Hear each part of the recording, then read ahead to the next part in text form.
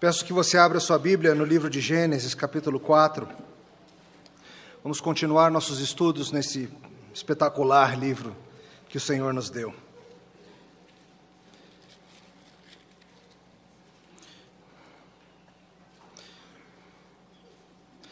Gênesis 4, a partir do verso 17, hoje nós vamos terminar o capítulo 4 e ler todo o capítulo 5, tratar dessas duas sessões. Nesse momento eu vou ler apenas até o começo do 5, ao longo do sermão nós vamos retomar a leitura e continuar. Semana passada Mateus pregou acerca de Caim e Abel, aquele evento trágico, e aqui nós continuamos a história vendo o que acontece a partir de então. Gênesis 4:17, acompanhe com fé a leitura da palavra do Senhor. E coabitou Caim com sua mulher, ela concebeu e deu à luz a Enoque. Caim edificou uma cidade e lhe chamou Enoque, o nome do seu filho. A Enoque nasceu-lhe Irade, Irade gerou a Meujael, Meujael a Metusael, e Metusael a Lameque. Lameque tomou para si 2 esposas, o nome de uma era Ada, a outra se chamava Zilá. Ada deu à luz a Jabal, este foi o pai dos que habitam em tendas e possuem gado. O nome do seu irmão era Jubal, este foi o pai de todos os que tocam harpa e flauta. Zilá, por sua vez, deu à luz a Tubal-Caim, artífice de todo instrumento cortante, de bronze e de ferro. A irmã de Tubal-Caim foi Naamá. E disse Lameque às suas esposas: Ada e Zilá, ouvi-me, vós, mulheres de Lameque, escutai o que passo a dizer-vos. Matei um homem porque ele me feriu, e um rapaz porque me pisou. 7 vezes se tomará a vingança de Caim, de Lameque, porém, 70 vezes 7. Tornou Adão a coabitar com sua mulher, e ela deu à luz um filho, a quem pôs o nome de Sete, porque disse ela: Deus me concedeu outro descendente em lugar de Abel, que Caim matou. A Sete nasceu-lhe também um filho, ao qual pôs o nome de Enos. Daí se começou a invocar o nome do Senhor. Este é o livro da genealogia de Adão, no dia em que Deus criou o homem, à semelhança de Deus o fez. Até aqui a palavra do Senhor. Vamos orar. Obrigado, Senhor, pelo registro maravilhoso dos fatos históricos dessa época. E pedimos, Senhor, que abençoe nossos corações, que com Teu Santo Espírito nos sonde, nos convença de nosso pecado e nos aponte para Jesus Cristo. No nome dele é que oramos. Amém. Crianças, vocês sabem dizer o nome dos seus bisavós? Dos avós eu imagino que sim, dos 4, mas e dos 8 bisavós? Adultos, vocês sabem? 10 segundos, vai, pensa neles. Difícil. Houve uma época, não muito tempo atrás, em que... Para agora, tá? Depois você continua. Houve uma época em que genealogias estavam em moda. Fazer sua árvore familiar. Isso poderia te render honra, diversão e, quem sabe, até um passaporte italiano, ou algo assim. E parte disso era esse interesse que houve muito grande numa época. Vamos atrás de conseguir uma cidadania europeia, e alguns de vocês conseguiram. Outros era realmente o interesse de saber como é que eu cheguei aqui. Quem sou eu até esse momento da história? Há sites da internet, há aplicativos, há serviços pagos que te ajudam a montar a sua árvore genealógica e conhecer quem você é, quem veio antes de você. A gente até sabe, nossos pais, nossos avós, bisavós, começa a subir muito nessa árvore para trás e você já fica aí meio nebuloso. E aí tem aqueles rumores, tem um antepassado que foi índio, e por isso que eu gosto de andar sem camisa, como já disse um dos nossos jovens aqui. Tem uma antepassada que foi riquíssima, e seríamos hoje milionários, se alguém não tivesse enganado ela. Tem aquele tio-avô sobre quem ninguém fala, finge que não existe. Tem aquele primo que fugiu. Tem ao menos um duque na história, eu tenho certeza. Por que vieram do velho mundo? Como chegamos aqui? Saber a nossa história familiar nos coloca em contato com a nossa própria história, com o nosso mundo. Somos desses, não somos daqueles.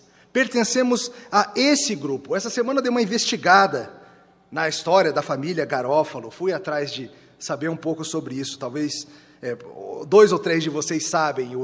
Os Garófalos têm o seguinte lema: Generi nostri fidamus. Em italiano, nos nossos nós confiamos. Isso fala quem nós somos. Nos nossos nós confiamos. O primeiro garófalo da história que se tem notícia foi um catalão. Explica uma certa preferência clubística. Um catalão que em 1340 se mudou da Catalunha para a Sicília e depois para Nápoles. E os garófalos habitam na região de Nápoles. E todos vocês, os nomes de vocês, têm história. A sua família tem uma história mais rica do que você imagina. E hoje nós vamos falar sobre isso, sobre história de família, sobre a nossa genealogia.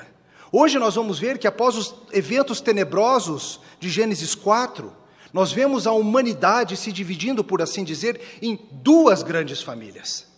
Toda a humanidade, no que se tange à espiritualidade, se distingue em apenas dois grandes grupos: a família da rebeldia e a família da fé. E sobre isso que nós vamos tratar hoje. E em resumo a mensagem é, querido, que Deus te chama a deixar a família da rebeldia e ser adotado na família da fé. Esse é o resumo da nossa história hoje. Vamos ver isso em alguns pontos. Primeira coisa para considerar hoje é que a humanidade se desenvolve em dois grandes grupos. De novo, o versículo 17 do capítulo 4. E coabitou Caim com sua mulher, ela concedeu e deu à luz a Enoque. Caim edificou uma cidade, chamou Enoque o nome de seu filho. Olha o começo do capítulo 5. E este é o livro da genealogia de Adão. No dia em que Deus criou o homem, à semelhança de Deus o fez, homem e mulher os criou e os abençoou, e lhe chamou pelo nome de Adão, no dia em que foram criados. Semana passada, Mateus falou para a gente acerca da história de Caim e Abel, e aprendemos diversas coisas. Uma das coisas centrais na história é a inimizade histórica que existe entre a linhagem da semente da serpente e a linhagem da semente prometida para a mulher. Uma inimizade que corta através de toda a história da humanidade. Lembra de Gênesis 3,15? Deus, ao mesmo tempo que traz maldição, ele traz a promessa de bênção. Ele fala que aquela serpente que enganara a mulher e o homem seria esmagada.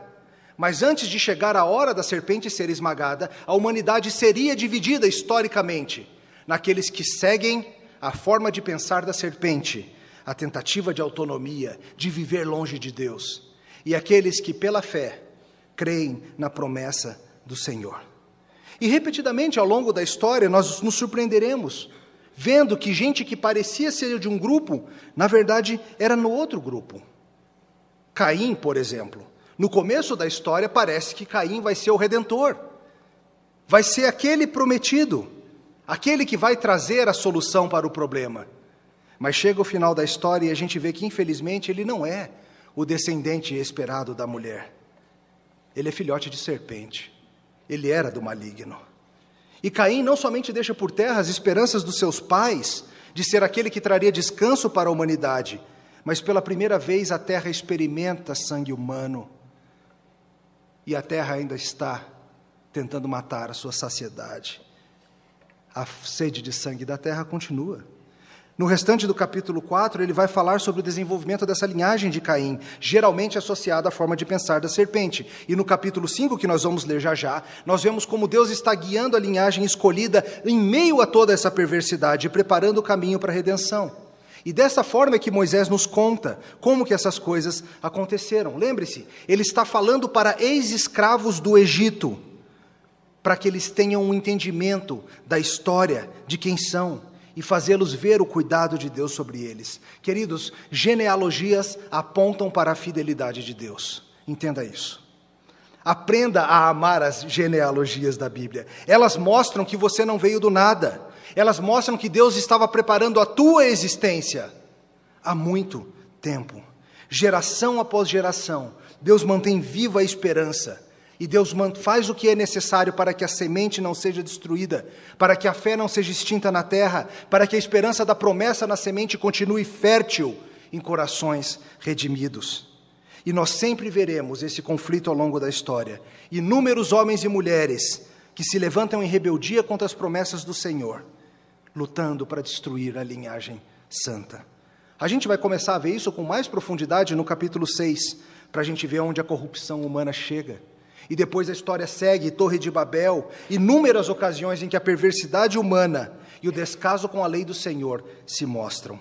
Desde o começo da história, queridos, a humanidade pode ser dividida em duas grandes famílias. Talvez isso pareça um pouco radical para você. Será assim todo mundo, só 2 grupos?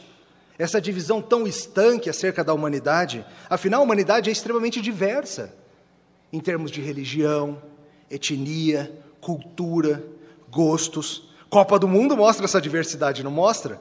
A gente olha na TV os torcedores dos países diversos, cada um se veste de um jeito, os hinos diferentes, a postura até mesmo no futebol, e é interessante, é bacana de ver a diversidade do ser humano.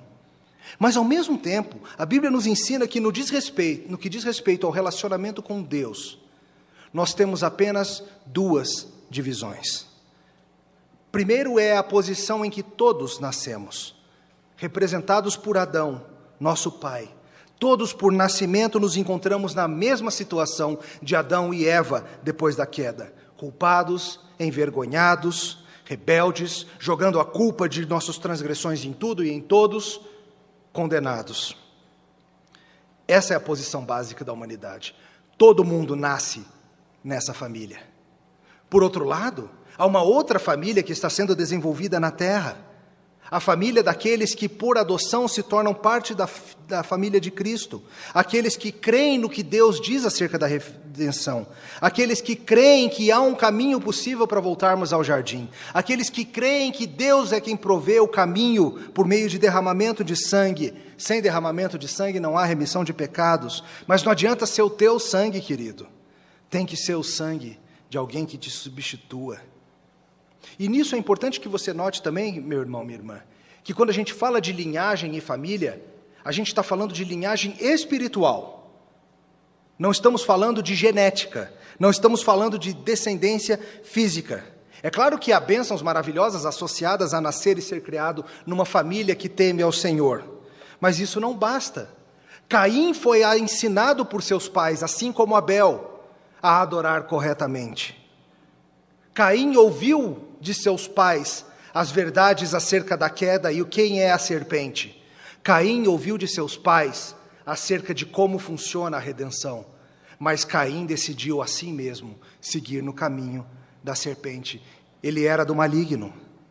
Em parte, essa ideia de que depende de sua genética, de onde você nasce, é um grande problema dos judaizantes. É o grande problema que estamos lidando ali no final do livro de Atos. Aqueles que olham e falam que o pedigree deles de judeus é o que importa, e olham com desconfiança para crentes gentios. E se você não fizer isso para se tornar um judeu que nem eu, você não é de fato um cristão. Vamos deixar isso bem claro. É possível ser fisicamente da linhagem escolhida e ainda assim ser filhote de serpente. Mateus 23, Jesus fala com os fariseus e ele fala algo que é assombroso. Jesus está conversando com aqueles que são teoricamente da linhagem santa, teoricamente do pedigree correto, mas ele fala para eles: ai de vocês, que recaia sobre vós todo o sangue justo derramado sobre a terra, desde o sangue do justo Abel, até o sangue de Zacarias, o último profeta do Antigo Testamento. O que Jesus está dizendo com isso? Jesus estava explicando que muitos judeus, embora nascidos na linhagem geralmente associada à fé, se perderam. Eles achavam que eles eram filhos de Sete, eles eram filhos de Caim. Eles achavam que eles eram filhos de Deus, eles eram filhotes de serpente. E isso serve de alerta para você que está aqui hoje de manhã. Talvez você pense que pelo fato de você ter nascido numa família da fé, pelo fato de você ter recebido o símbolo de pertencer à igreja no batismo, você está automaticamente salvo. Claro que eu estou salvo. Fui criado na igreja, frequento a igreja, participo de tudo na igreja. Sou salvo? Não. Você precisa crer na promessa. Você precisa crer. E ninguém pode fazer isso por você. Seus pais não podem crer no seu lugar. Você precisa crer. É a sua fé em Cristo, não a fé dos seus pais. É possível nascer na linhagem física correta e nunca pertencer à linhagem espiritual verdadeira. Por outro lado, o contrário acontece também. É possível filhos de ímpios, geneticamente, pela graça, serem trazidos para a linhagem dos que creem. É o que Paulo fala em Gálatas 3, ele fala: se vocês são de Cristo, vocês são descendentes de Abraão e herdeiro segundo a promessa. E o que ele fala em Romanos, onde nós lemos, não é judeu aquele que é exteriormente segundo a carne, nem é circuncisão a que é segundo a carne. Judeu é aquele que é interiormente, e circuncisão a do coração, no espírito, não segundo a letra. O que a Bíblia nos ensina, queridos, é que não importa aonde você nasceu, o que importa é se você crê ou não. Não importa você que está aqui de qual contexto você veio. Não importa qual é, digamos assim, o seu pedigree eclesiástico, a sua história de igreja. Ah, mas meus pais nunca foram à igreja. Ah, mas minha família nunca foi fiel. Minha família nunca amou o Senhor. Mesmo assim, o que conta é você. O que conta é como você vem a Cristo ou não. Você pode se juntar à verdadeira família, se você crer. Essa era a primeira coisa para a gente tratar hoje. O mundo é dividido em duas grandes linhagens. Segunda coisa que a gente vai ver é ver como que a linhagem da rebeldia vai de mal a pior. Segundo ponto, a linhagem dos ímpios seguirá em rebeldia. Olha de novo o verso 17. E coabitou com Caim com sua mulher, ela concebeu e deu à luz a Enoque. Caim edificou uma cidade e lhe chamou Enoque, o nome do seu filho. Vamos ver primeiro como funciona a família rebelde nesse mundo. O lado da humanidade que se alinha com a serpente. Lembrando que todo ser humano nasce assim. Voltemos a Caim, o assassino que pertencia ao maligno. Lembre-se, Caim segue vivo, mesmo merecendo morrer. E pela graça comum de Deus, muita coisa vai ser feita a partir da linhagem dele. E veja aqui já nesse texto, a corrupção do gênero humano, a humanidade ficando cada vez pior, cada vez mais brutal. E isso começa no próprio Caim. Você percebeu um problema na leitura? Qual foi a ordem que Deus deu para Caim depois do assassinato? Ele falou, você será nômade, você habitará por aí. Só que o que Caim está fazendo nesse versículo? Caim constrói uma cidade. Às vezes a gente acha que os anos são suficientes para mudar uma pessoa.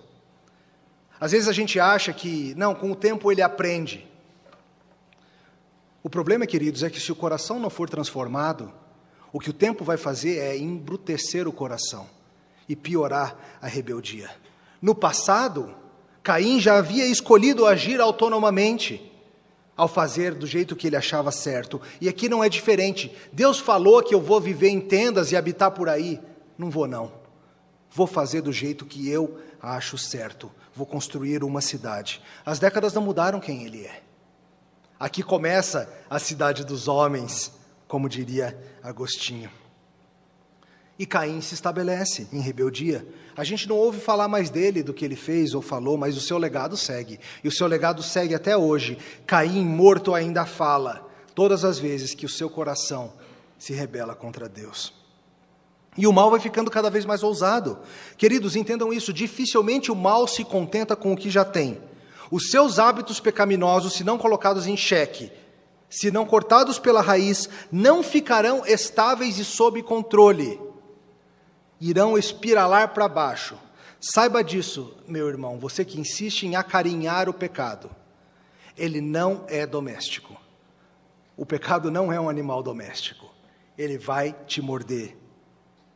E a história nos mostra isso. Passam algumas gerações e chega um homem chamado Lameque. Lameque, o perverso, olha o verso 18, o que ele faz. 19. Lameque tomou para si 2 esposas, o nome de uma era Ada e a outra se chamava Zilá. Ada deu à luz a Jabal, esse foi o pai dos que habitam em tendas e possuem gado. O nome do seu irmão era Jubal, esse foi o pai de todos os que tocam harpa e flauta. Zilá, por sua vez, deu à luz a Tubal-Caim, artífice de todo instrumento cortante de bronze e de ferro. Irmã de Tubal-Caim foi Naamá. E disse Lameque às suas esposas, já a gente volta nisso. Mas veja só o que Lameque, filho de serpente, faz. Ele toma para si 2 esposas. Moisés explica para a gente aonde que foi que começou essa perversidade. Onde começou o mal de ir contra a instrução bíblica de um homem e uma mulher se juntando, deixando pai e mãe e se tornando uma só carne. Foi aqui que começou. Um homem chamado Lameque resolve que vai inventar a poligamia. Deus falou que eu só posso casar com uma, quer saber? Eu quero aquela outra também. E eu vou casar com as 2. Essa é a rebeldia humana. O diabo planeja perverter toda a ordem criacional de Deus. Família, Estado, igreja, a vida toda. E Lameque, como seu antepassado Caim, como a serpente de quem é filhote, decide que vai fazer o que quer e pronto. E se a gente acha espantoso isso, veja como em nossos dias isso não é nada. Sai no jornal quando alguém tem uma amante. Se nesse momento da história é surpreendente o que Lameque faz, a humanidade vai piorando tanto que hoje isso nem notícia é mais. Alguém ter 2 mulheres é notícia? Sim, na lei é proibida a poligamia, mas na prática ter uma mulher e uma amante, ou ter 2 namoradas, rolinhos, seja o que você chama, isso é comum, isso é normal.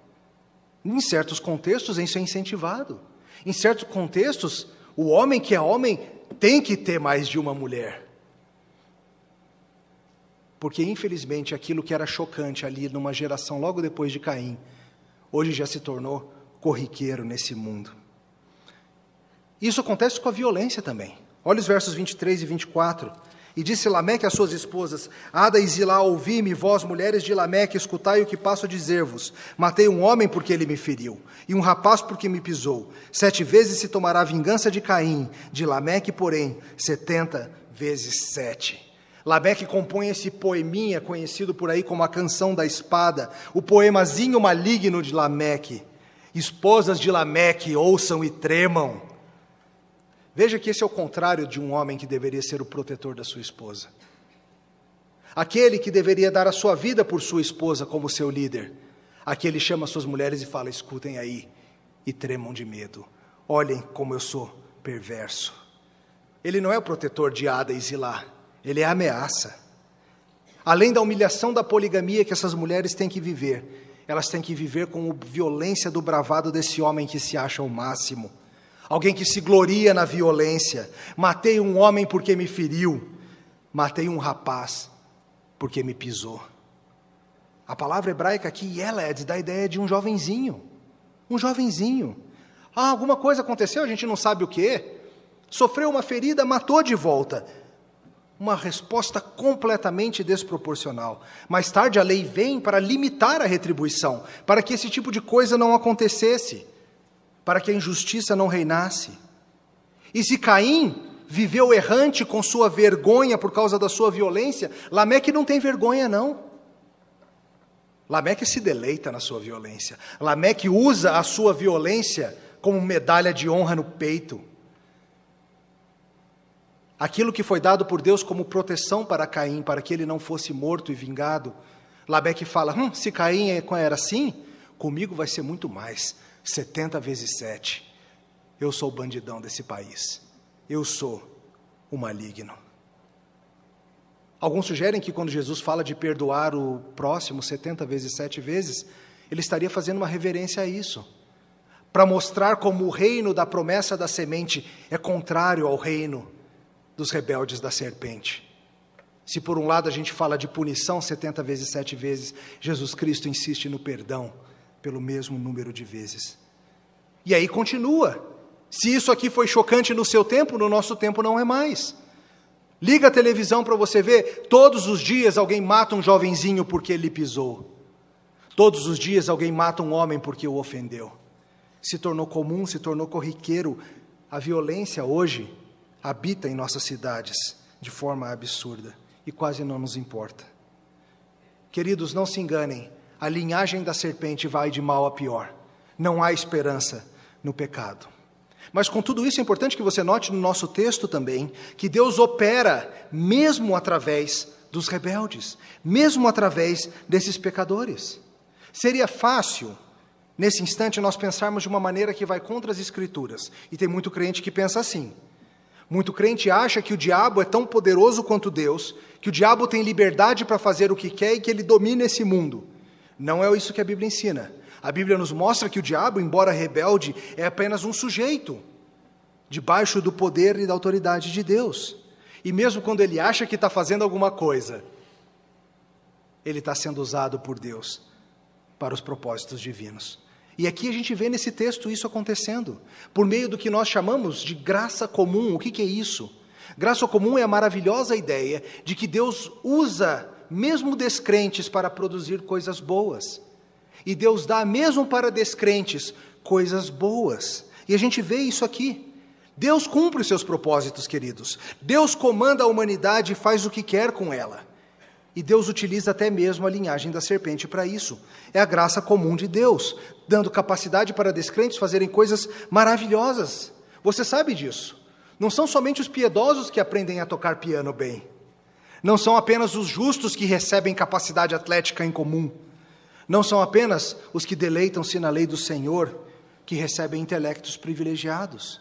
E veja que os filhos de Lameque, mesmo com toda essa impiedade, eles sendo ímpios também, mas Deus dá para eles capacidade para avançar a cultura humana de maneira impressionante. Veja os filhos de Ada, Jabal e Jubal. Jabal, pai dos que habitam em tendas e possuem gado. Veja que todo o desenvolvimento do pastoreio, do cuidado de rebanhos que foi tão importante para a humanidade em todas as regiões do globo, algo do qual a humanidade vem se valendo há milênios. Com quem começou isso? Com um filhote de serpente chamado Jabal. Porque Deus usou aquele homem, mesmo em sua perversidade, para trazer algo bom. E o seu irmão Jubal, o seu nome está conectado à palavra também que vem para jubileu, alegria. O que Jubal fez? Ele tem uma das ideias mais assombrosas que o ser humano já teve. Ele vai pegar instrumentos e ele vai usar aquelas coisas para fazer música. Particularmente instrumentos de sopro e cordas. E eu fico imaginando como que surgiu essa ideia. Talvez por ouvir o vento passar em alguma coisa e fazer um assovio, ele bolou um jeito de transformar aquilo num instrumento musical, e desde então, música tem sido bênção para todos nós. Você não vive sem música. Nós devemos aos filhos de Ada com Lameque o churrasco com música. Quando você estiver no próximo, lembre-se de onde veio. E o filho de Zilá, um outro homem chamado Tubal-Caim, tem a irmã dele também na história, mas particularmente o texto nos fala que Tubal-Caim foi o pai dos que forjam bronze e ferro, particularmente instrumentos cortantes, e aqui começa o desenvolvimento industrial. Claro, não indústria, como acontece mais para frente com máquina a vapor e outras coisas, mas aqui começa a simples forja de bronze e ferro. O homem aprendendo a extrair elementos da natureza, a construir ferramentas, a colocar esse mundo a seu serviço, colocar o mundo a seu serviço, com ferramentas e coisas assim. E assim ele vai ganhar vantagem sobre a terra, tecnologia, mas assim vem outra coisa também. Assim ele ganha vantagem sobre outros homens, com armas, instrumentos cortantes. Tubal-Caim. Veja que Caim estava bem na mente de Lameque, ao dar o nome do seu filho. E veja, por meio da linhagem da serpente, produção de comidas, vestimentas, arte, tecnologia. O agronegócio, as artes e a tecnologia começam ali. E veja que o povo de Deus tem sido beneficiado por causa disso, pelo que os rebeldes têm feito. Música e pecuária foram dons maravilhosos que Deus deu para nós. Abraão, Moisés, Davi e muitos outros serviram-se disso. Davi foi músico, e essas coisas hoje são utilizadas por nós. Hoje nosso violonista aqui utilizou algo desenvolvido a partir do começo de Jubal. Tecnologias diversas. E é claro, queridos, que a gente sabe que a ferramenta pode ser utilizada para o mal, assim como para o bem. Energia atômica, por exemplo, pode ser utilizada para fazer um diagnóstico e trazer algo maravilhoso que salvará a tua vida. Ou a energia atômica pode ser usada para uma destruição inacreditável. Como Oppenheimer disse em Alamogordo, ao ver a bomba explodir, eis o brilho de 1 milhão de sóis, eu me tornei a morte, o destruidor dos mundos. Tecnologia para o bem e para o mal. O Google pode te ajudar a encontrar aquele versículo que você lembra pela metade, uma manicure perto da tua casa, ou o melhor crepe do sudoeste, como eu achei essa semana. Ou pode te ajudar a encontrar indizíveis perversões sexuais. Veja, queridos, a tecnologia pode ser usada para todo tipo de coisa. Ela pode ser criada por descrentes, mas nós, como povo de Deus, podemos nos apropriar dessas coisas e utilizá-las para o bem. E nisso tudo, os comentaristas apontam algo muito importante. Toda a produção cultural feita pelos filhos de Lameque não basta para salvá-los. A gente tem uma ideia errada no Brasil e, claro, em outros países também. A ideia de que o que nós precisamos é de mais educação. O que nós precisamos são melhores condições de emprego. O que nós precisamos são melhores condições de saúde. Claro, saúde, educação, segurança e emprego são coisas boas. Mas veja que é possível ter todas essas coisas. Veja que é possível ser Jabal, Jubal e Tubal Caim. É bem possível que na sua família você produza negócios, arte e seja bom de tecnologia. E ainda assim você seja filhote de serpente. Kent Hughes nos lembra de algo muito sério. A Alemanha nazista, no seu tempo, se considerava a protetora da cultura, a alta arte. Era líder na tecnologia e a mestre da abundância. E, enquanto isso, o Terceiro Reich escravizava pessoas inocentes e fazia coisas horríveis e bárbaras. Não se engane, querido. Não é porque Deus dá para certa população, para certa pessoa, uma capacidade intelectual, capacidade artística, sensibilidade cultural, capacidade disso ou daquilo, que essa pessoa está no caminho bom. Não se engane, talvez você ache isso acerca de você mesmo, mas o alerta bíblico aqui é: cultura não vai te salvar. Em última instância, cultura não vai transformar a tua vida. Vocês, pais, qual é a maior preocupação que vocês têm para com seus filhos? É que eles tenham uma formação musical, social, esportiva e acadêmica? Isso é bom e importante. Mas se para isso você tiver que deixar de lado a formação espiritual dos seus filhos, você vai estar caindo no erro da linhagem da serpente, de achar que cultura transforma coração e que cultura basta. Não seja filhote de Caim. E Deus age dessas formas misteriosas. Por que Deus faz isso? Por que Deus dá a ímpios o dom da criatividade musical, como Salieri ficou indignado com Mozart? Por que Deus dá a ímpios a capacidade de enriquecer e ganhar dinheiro, e as igrejas, precisando de dinheiro para enviar seus missionários, não conseguem nada? É parte do plano de Deus. E Ele conduz a humanidade assim. E Deus vem usando as coisas boas produzidas pelos descrentes para guiar o seu povo. Todos vocês aqui já passaram por isso. Todos vocês já passaram pelo bem de receber a influência positiva de remédios desenvolvidos por descrentes. Já se divertiram com filmes feitos por descrentes. Já andaram de ônibus e aviões projetados por descrentes. Mas nada disso salva. E à luz disso a gente vai para o nosso terceiro e último ponto. Se a humanidade descrente caminha dessa forma, de mal a pior, ainda que produza boas coisas, como é que caminha a humanidade crente? E a gente vai seguir no nosso texto, volta para o capítulo 5.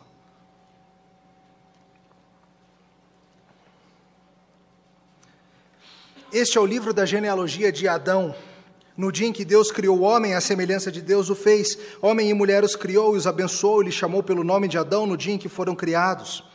Viveu Adão 130 anos e gerou um filho à sua semelhança, conforme a sua imagem, e lhe chamou Sete.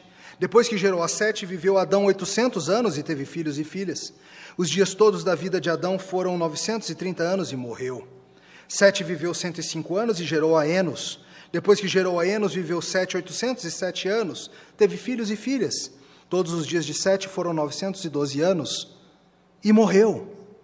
Enos viveu 90 anos e gerou a Cainã. Depois que gerou a Cainã, viveu Enos 815 anos, teve filhos e filhas.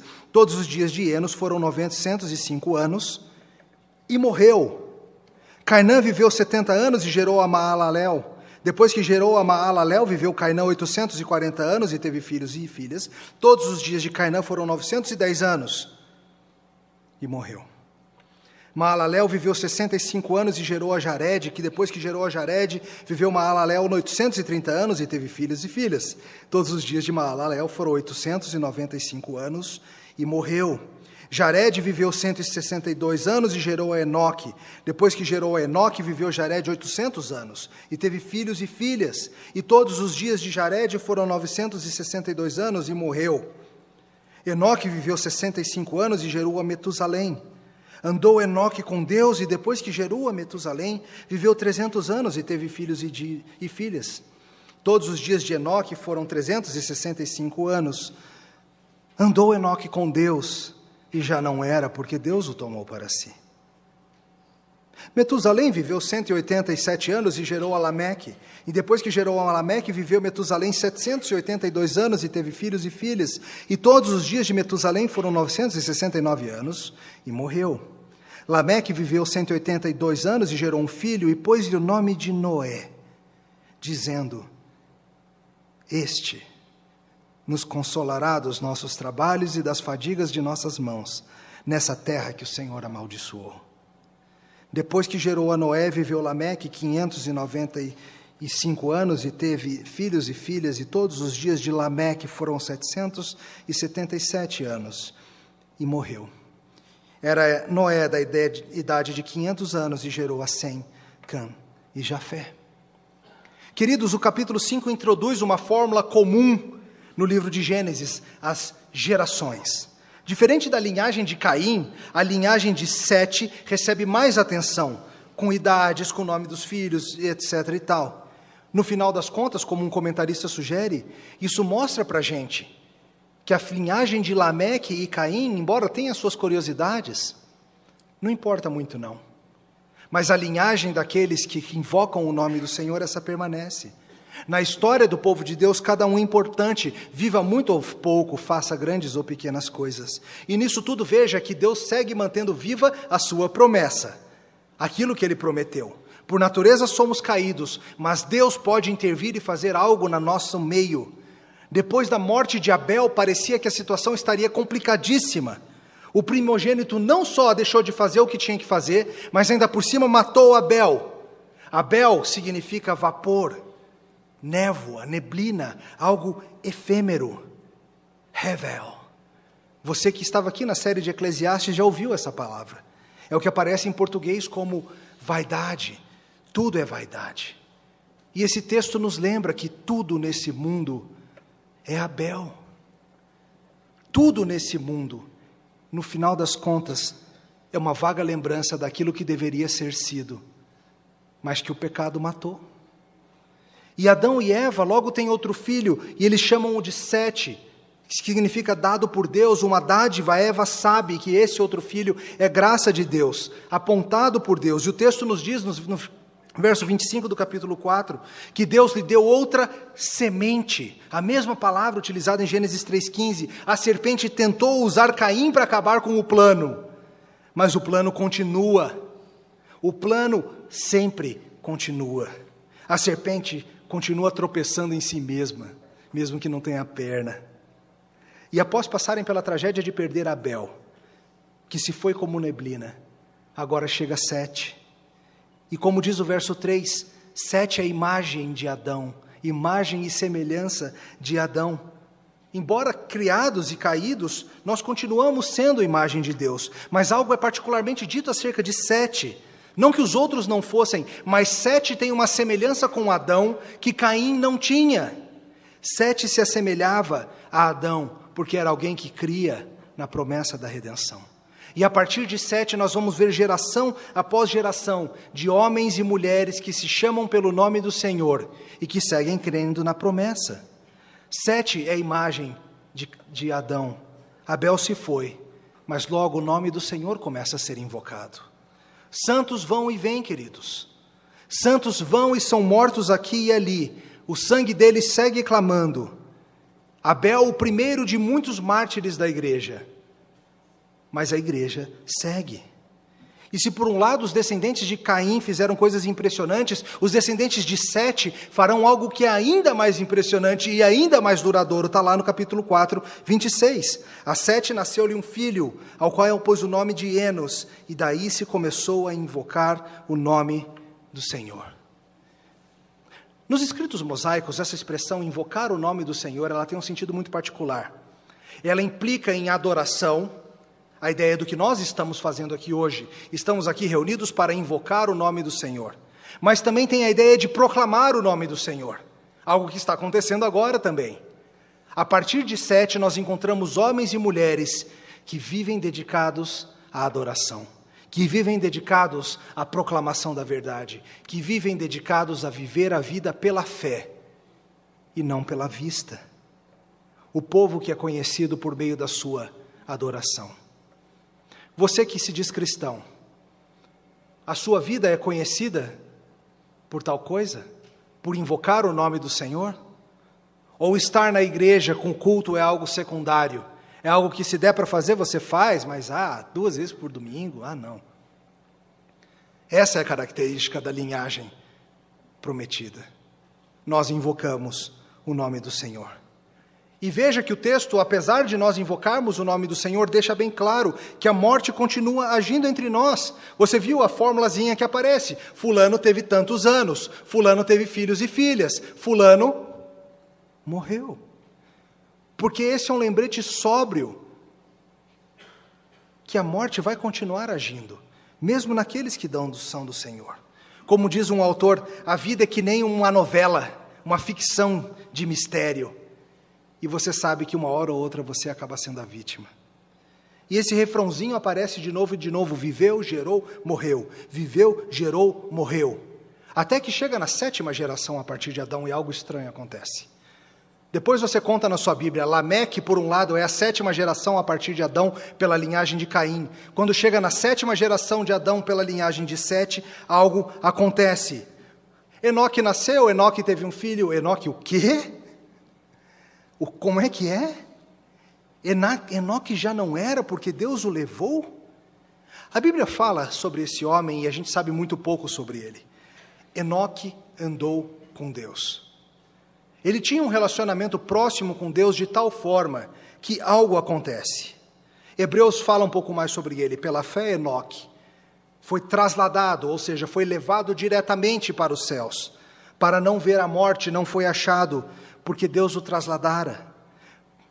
Pois antes da sua trasladação obtivera testemunho de haver agradado a Deus, não pelas obras. Lembre-se, Hebreus 11 está falando da fé. A fé de Enoque funcionou de tal maneira que Deus abriu uma recessão de alguma forma, como fez com Elias mais para frente, e o levou diretamente para si.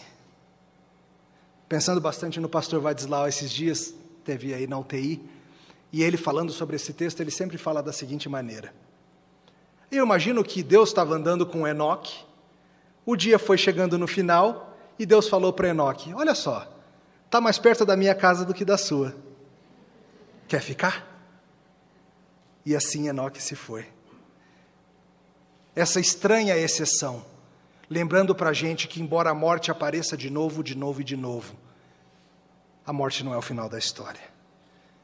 E veja que embora esse testemunho impressionante aconteça, os rebeldes continuam sendo rebeldes. A cronologia indica que esse evento maravilhoso de Enoque ser levado por Deus acontece algumas décadas antes de Lameque aparecer na história. Mas mesmo assim, mesmo com todo mundo sabendo do que a fé é capaz de produzir, mesmo com todo mundo vendo que obediência a Deus produz vida e rebeldia produz morte, os descrentes seguem no seu caminho de perversão. O padrão é quebrado nessa genealogia 2 vezes, uma com Lameque e a outra com Noé, lá no final do nosso capítulo. Um filho de uma com Enoque e outra com Noé. Um filho de outro Lameque.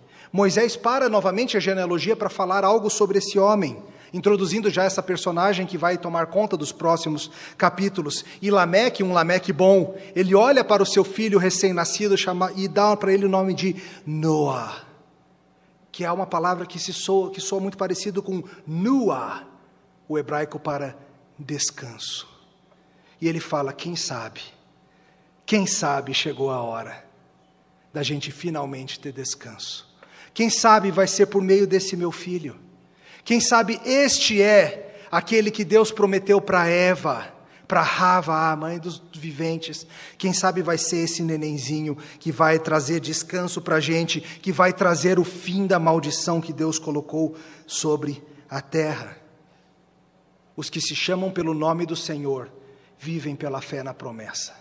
Os que se chamam pelo nome de Yahvé vivem crendo no que Deus falou, ainda que as circunstâncias ao redor estejam terríveis. Ele nos consolará, e da fadiga da terra Ele trará vida. E veja, queridos, que nisso tudo a linhagem vai mudando. Mais para frente a gente vai ver como a humanidade começa a viver menos tempo, a gente explica isso depois. Mas veja que Deus está como comando do processo todo.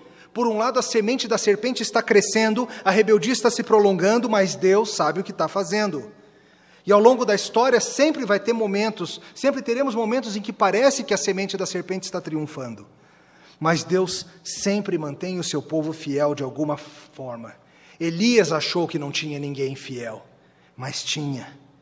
Hoje a gente olha para certas partes da terra, como a Europa, e a gente vê que viraram campo missionário, e a gente fica até um pouco assustado. Como que um celeiro de teólogos e missionários e excelente teologia, hoje é um campo missionário. Mas aí a gente olha para a África, para a Ásia, para a América do Sul, e a gente vê o Senhor agindo. Nós olhamos, queridos, uma perspectiva muito estreita da vida. Estreita em termos de tempo, estreita em termos de espaço. E às vezes a gente olha e apavora, a semente da serpente está dominando, a igreja está morrendo, a igreja só quer oba-oba, a igreja está se secularizando, a igreja vai ser esmagada pelo diabo, o islamismo está avançando, está tudo perdido. Calma! A semente da serpente vai continuar existindo enquanto esse mundo for mundo. Mas Deus sabe o que está fazendo. E a semente dos que são chamados pelo nome do Senhor permanece firme. Deus sabe o que está fazendo. E o chamado para você que está hoje de manhã aqui é: aonde você se encaixa nessa história toda? E sabe, quando a gente olha uma genealogia dessas, uma das coisas que a gente acha meio chato, assim, a gente, confessando bem, a gente fala: puxa vida, esse monte de nome, hein? E não fala nada sobre eles, hein? Que coisa chata. Somos nós esses. Afinal, não tem nenhum Lutero ou Calvino aqui entre nós. Mas sabe quem está aqui entre nós? Jared. E esses outros nomes que aparecem, que parecem que não tem muita relevância, a não ser pelo simples fato de que nasceu, viveu, teve filho, morreu, e no caminho invocou o nome do Senhor.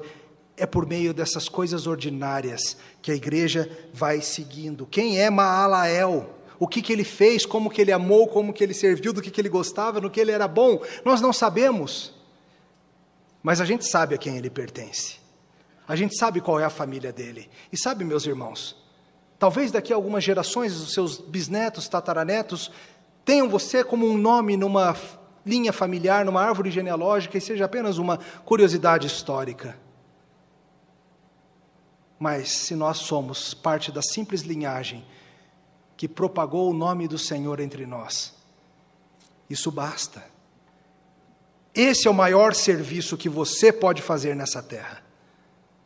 Não são os livros que você vai escrever, nem as árvores que você vai plantar, mas o que você vai fazer com o tempo que te é dado em termos de proclamar e viver o nome do Senhor, para que sirva de testemunho e continuidade da linhagem dos que temem a Deus. Se você é de Cristo, para de pular a genealogia quando você lê a Bíblia. É a história da tua família. Esses são os seus. É deles que você veio. Um dia você vai querer saber mais. Como que foi esse negócio de Enoque? Um dia você pergunta para ele, ele explica. Você chega lá. E veja, querido, enquanto não chega lá, a gente vai vivendo nesse mundo, e nesse mundo tudo é vaidade, tudo é Abel. Por causa da queda, a gente vai ter que experimentar a futilidade dessa vida. E a vida se vai rapidamente. Mas embora Abel não fale na Bíblia, o seu sangue ainda fala.